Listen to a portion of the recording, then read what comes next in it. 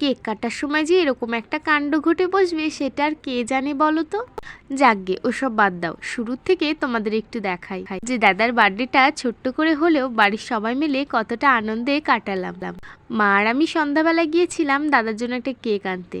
এসে লুচি পায়েস করেছে মা, তার মধ্যে আমি একটু সাজিয়ে গুছিয়ে নিচ্ছি।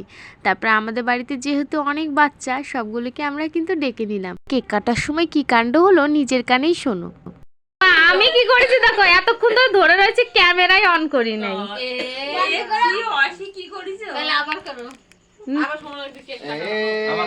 আবার কাট।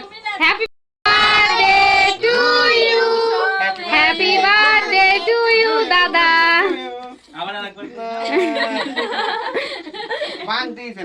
ওই যে দেখতে পাচ্ছ ছোট্ট একটা পুচকে, ওটা হলো আমার দাদার ছেলে, আমার ছোট পাপা। আমাদের বাড়ি যদি হই হুল্লোড় দেখতে চাও চ্যানেলটা তাড়াতাড়ি সাবস্ক্রাইব করে রাখো। বাই।